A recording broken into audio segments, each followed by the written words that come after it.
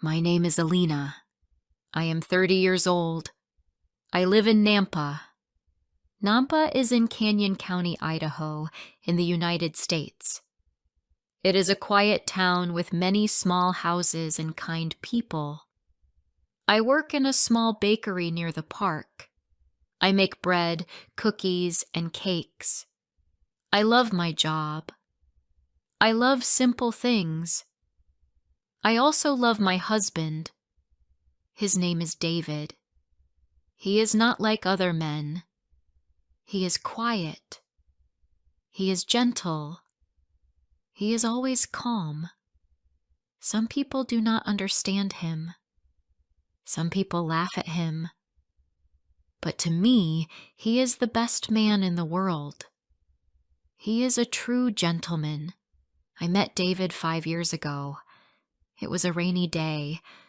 I was walking home from work. I did not have an umbrella. My clothes were wet. My shoes were cold. I wanted to go inside a warm place. I saw a small bookstore.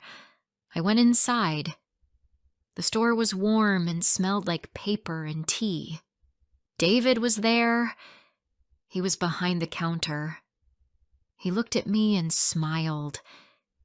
He said, "Cold day, isn't it?" I said, "Yes, very cold." He gave me a small towel. He made me a cup of tea. He said, "You can sit here and rest." I said, "Thank you." That was the first time I met him. After that day, I went to the bookstore many times. Sometimes I bought books. Sometimes I only sat and read. David always said hello. He always smiled. He did not talk too much. But when he spoke, his voice was soft and kind. He told me he liked poetry. He liked quiet music. He liked to walk in the park. He liked to help people. He did not care about money or big things. He cared about feelings, about nature, and about good hearts. Many people in town did not understand David. They said he was strange. They said he was too quiet. They said he was not strong. Some people said, "He is not a real man." But I saw something different. I saw a man who listened, a man who cared, a man who never shouted, a man who gave his time to others. One day, he asked me if I wanted to have coffee. I said yes. We sat in the park and talked for hours. He told me about his life. His parents died when he was young. He lived alone. He owned the bookstore.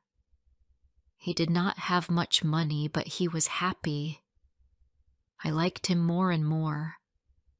After 6 months, he asked me to marry him. He did not have a ring. He did not get on one knee. He just held my hands and said, "I want to take care of your heart." I cried. I said yes. I was very happy. But my parents were not happy. My mother said, "What kind of man is this?" My father said, "He does not have a real job. He is poor. He is too soft. He cannot protect you." I tried to explain.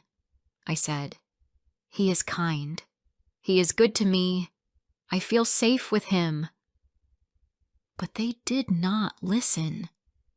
They said I was making a mistake. We had a small wedding. Only 5 people came. My parents did not come. My best friend was there. One old teacher from my school was there.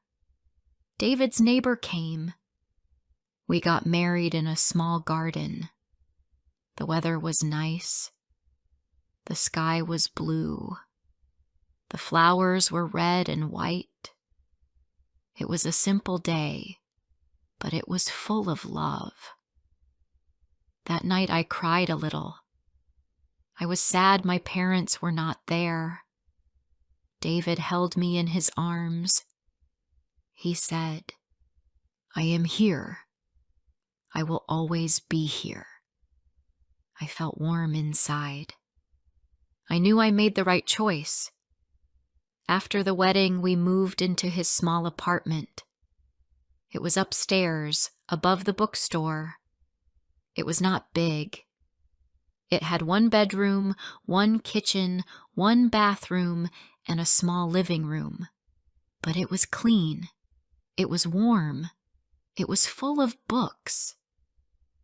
David made tea every morning. He said good morning with a smile. Every evening, he asked me about my day. He listened to every word. He never looked at his phone. He never talked about himself too much. He only wanted to know how I felt. I told him about the bakery. I told him about customers. I told him about my dreams. He always listened, but people still said bad things. One day my cousin came to visit. She looked at David and said, "This is your husband?" I said, "Yes." Later she said, "He is too quiet, too soft. You need someone stronger." I said, "He is strong. He is strong in a good way." She laughed. She did not understand. One evening we went to a dinner party at a friend's house. The house was big. The people there had big jobs. They were doctors, lawyers, and engineers. David sat next to me. He did not talk much. One man asked him, "What do you do?" David said, "I run a small bookstore." The man laughed. "Do people still read books?" Everyone laughed. David smiled. He did not say anything. He held my hand under the table. I looked at him and I felt proud. When we got home, I asked him, "Why did you not say anything back?" He said, "I do not need to fight. I know who I am." I hugged him. I was proud of him. He was quiet, but he was strong. Then I got sick. It started with a fever. Then my head hurt. Then my back hurt. I stayed in bed for many days. The doctor said I had the flu. I had no energy. I could not cook. I could not clean. I could not go to work. David took care of everything. He cooked for me. He made tea. He cleaned the house. He read to me. He stayed up at night when I could not sleep. He gave me medicine. He put a cold towel on my head. One night, I woke up and saw him sleeping in a chair next to my bed. He looked so tired. I touched his hand and said, "Thank you." He smiled and said, "I love you." I cried. I was so thankful. When I got better, my parents came to visit. They looked around the small apartment. My mother said, "You live here." My father said, "You could have done better." I did not say anything. David brought them tea. He said, "Please, sit down." They did not smile. They did not drink the tea. That night after they left, I saw pain in David's eyes, but he said nothing. He only asked me, "Are you okay?" I said yes, but I knew something had to change. I wanted the world to see the man I saw. I wanted them to know his heart. I wanted them to see my husband for who he truly was, a quiet, gentle, kind man, a real gentleman. Before I share the rest of my story, I need to know, where are you listening from? Knowing someone hears me, understands me, gives me strength. After my parents visited, things felt different. I still loved David, and he still loved me, but their words stayed in my mind. I started to think too much. Was I wrong? Did I choose the wrong life? My friends had big houses and cars. Some of them went on holidays and bought new things. I had none of that, but I had peace. I had love. I had a man who smiled at me every morning. Still, I felt sad when people looked down on him. At the bakery, my coworker Anna asked me about David. I told her he was good to me. She smiled and said, "That's nice, but don't you want more?" I asked, "More of what?" She said, "More money, a better home, a man with goals." Her words hurt me, but I did not show it. I only said, "I have what I need." When I walked home, I cried. I knew David did not have much, but he gave me love. He gave me time. He gave me respect. That was more than what many women had. One evening, David came home with a small box. He said, "This is for you." I opened it. It was a pen, a simple black pen. I looked at him. "Why a pen?" I asked. He said, "You always write small notes. I thought you would like it." I smiled. It was not expensive, but it showed he knew me. He saw the small things. I wrote a note that night. "Thank you for loving me in your quiet way." I left the note next to his pillow. The next day, something happened at the bookstore. David helped an old man who could not see well. The man dropped his books. David picked them up and walked him home. A woman saw this and posted about it online. She wrote, "This man is kind. He helped my father and asked for nothing." Many people saw the post. Some people came to the store just to meet David. They said, "We read about you. You are a good man." David smiled but said very little. He did not care about attention. He just liked to help. The next week, a man from the local paper came. He said, "We want to write a story about you." David said, "Why?" The man said, "Because people need to read about good people."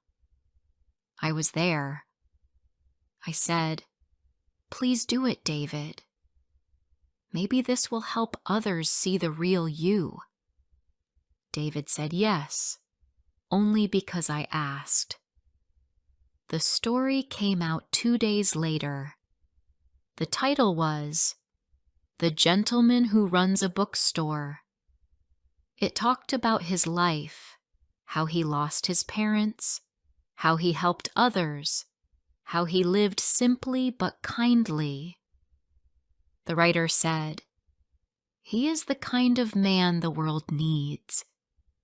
When I read it, I cried. I was so proud of him. My parents saw the article. My mother called. She said, "We read the story. We did not know all this."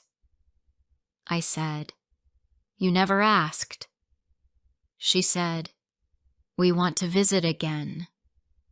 I told David.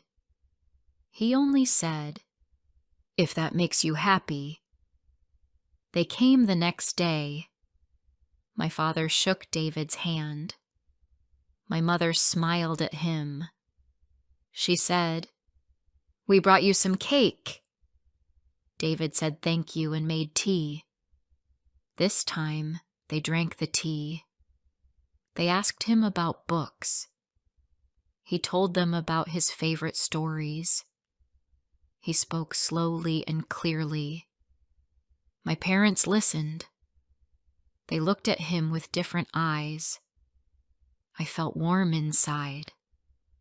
I held David's hand under the table. He looked at me and smiled. After they left, I asked, "How do you feel?" He said, "Better. I think they are trying." I said, "Yes.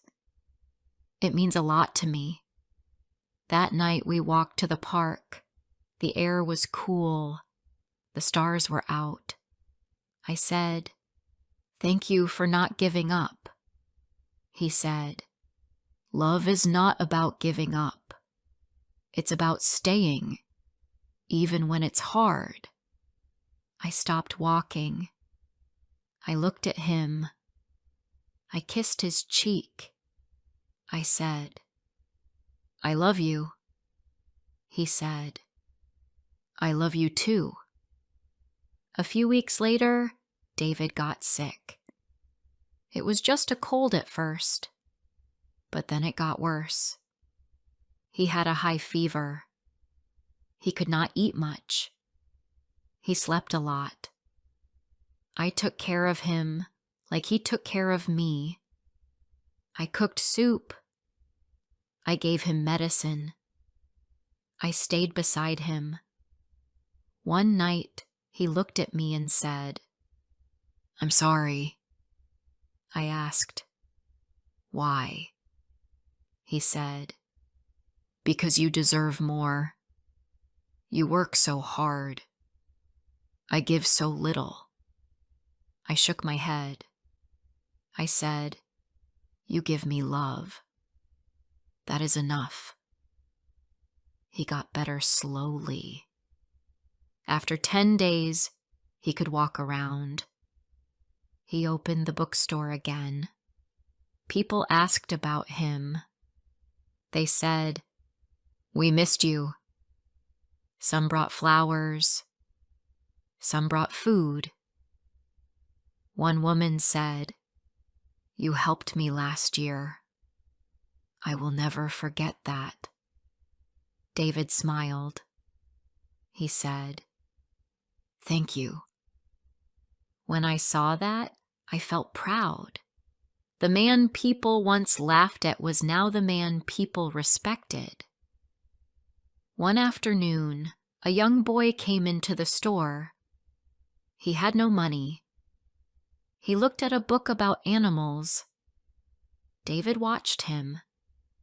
Then he walked over and said, "Do you like this book?" The boy said yes. David said, "You can take it."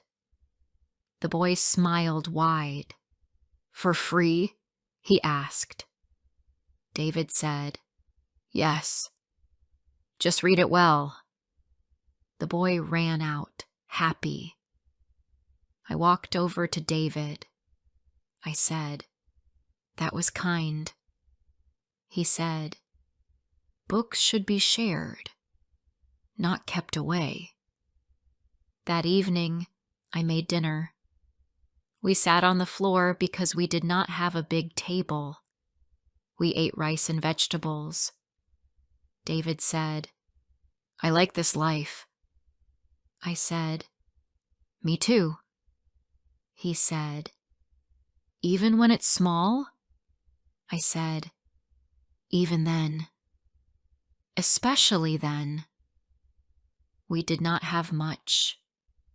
We did not have gold or big cars. But we had love, peace, and kindness. And I knew something clearly that day. The world may not always understand a quiet man, but I did.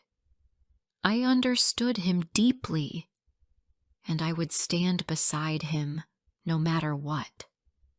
One morning, I woke up early. The sun was not up yet. The room was quiet. David was still asleep beside me. I looked at his face. He looked so calm. I touched his hand and smiled. I thought, this is my life. It is not rich. It is not full of big things. But it is good. It is full of love.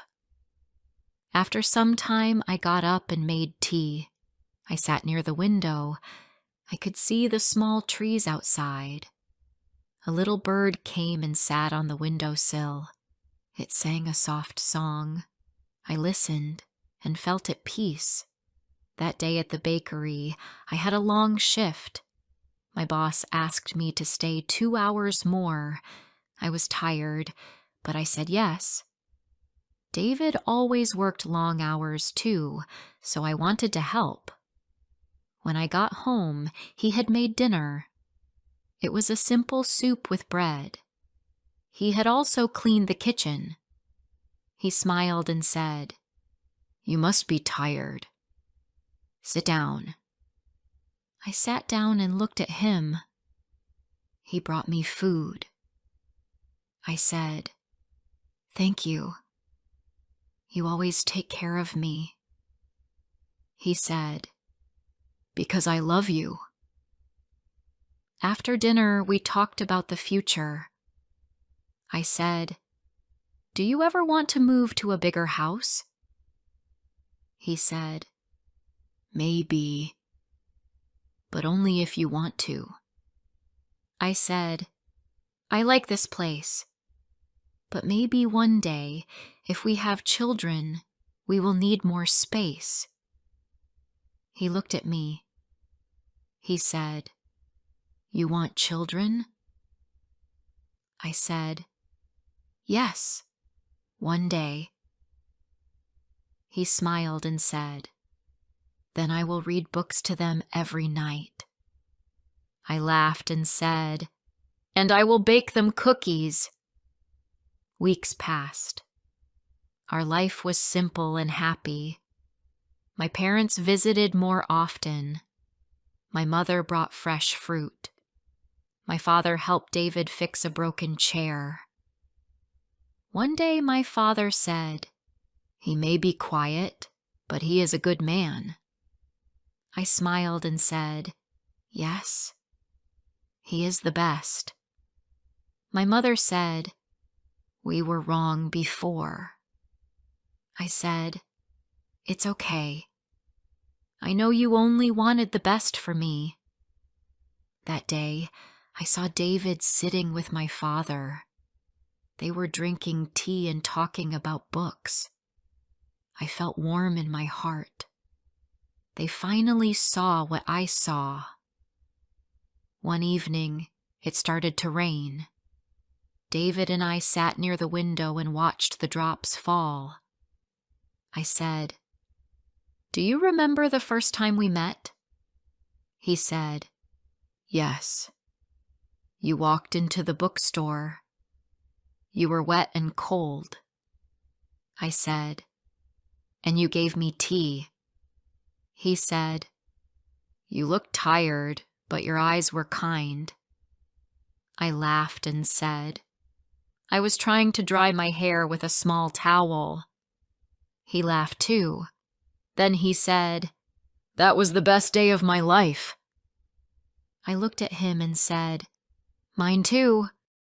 Sometime later, the landlord came. He said the building was for sale. The bookstore and our home were part of it. He said we had to move in 2 months. I felt scared.